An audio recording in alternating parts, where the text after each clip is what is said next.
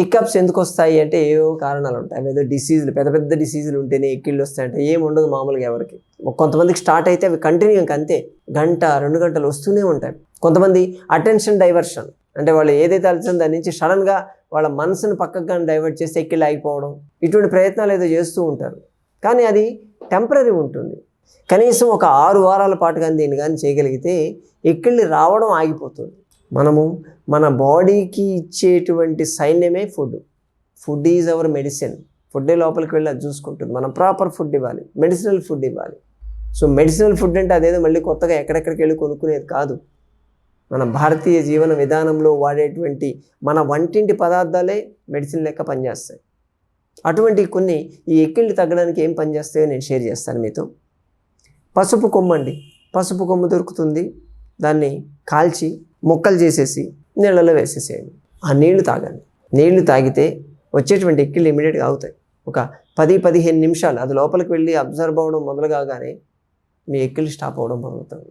పలానా రెమెడీ మీకు పనిచేస్తుందంటే దాన్ని కంటిన్యూ చేయండి. అంటే ఇప్పుడు యాంటీబయాటిక్స్ వాడితే దాని కోర్స్ 3 రోజులు 5 రోజులు ఖచ్చితంగా చేయాలి, మళ్ళీ లేకపోతే పని చేయదని చెప్తారు చూసారా, ఆ టైప్లో ఇది కూడా అంతే.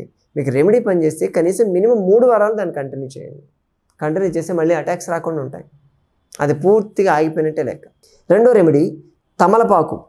తమలపాకు తీసుకొని దాంట్లో ఒక 4 పీసులు కుంకుమ పువ్వు చిన్న బరిన కొంచెం కాస్ట్లీ ఉంటుంది, 4 రెక్కలు అవి తీసుకొని కలిపేసి బాగా నమిలి మింగాలి. బాగా నమిలి మింగేసేయండి. ఇమ్మీడియట్గా ఎక్కిళ్ళు ఆగిపోతాయి. దీన్ని కూడా కంటిన్యూ చేయండి. కొంచెం కుంకుమ పువ్వు ఉండాలి, తమలపాకు ఉండాలి. ఇంకొకటి 10 గ్రాముల దానిమ్మ ఆకు. దానిమ్మ చెట్టు ఉంటే దాని ఆకు తీసుకోండి, దాన్ని జ్యూస్ చేయొచ్చు. దాన్ని గ్రైండ్ చేస్తే జ్యూస్ అవుతుంది. ఆ 10 గ్రాముల దానిమ్మ ఆకు రసము, 10 ml తేనె 2 కలిపి తీసుకున్నా కానీ ఎక్కిళ్ళు అయిపోతాయి. 4వ రెమెడీ ఒక 1/2 టీ స్పూన్ యాలకలు, ఇలాచి మెత్తగా నలగొట్టాలి. దాన్ని 1/2 లీటర్ వాటర్లో వేసేసి బాయిల్ చేయాలి. బాగా మరగ్గాచాలి. అది 1/2 లీటర్ కాస్త 1/4 పావు లీటర్ నీళ్ళు కావాలి. దాన్ని చల్లార్చి ఫిల్టర్ చేసేసి ఈ కషాయం మొత్తం ఒకటేసారి తాగేయాలి. ఎక్కిళ్ళు అయిపోతాయి. ఇలాచి అంతే, యాలకలు, నీళ్లు, ఇమ్మీడియట్గా మీ ఎక్కిళ్ళు ఆగిపోతాయండి. అది నీళ్లలో కరిగితే నీళ్ళ ద్వారా లోపలికి బ్లడ్ సర్క్యులేషన్ వెళ్ళిపోతుంది.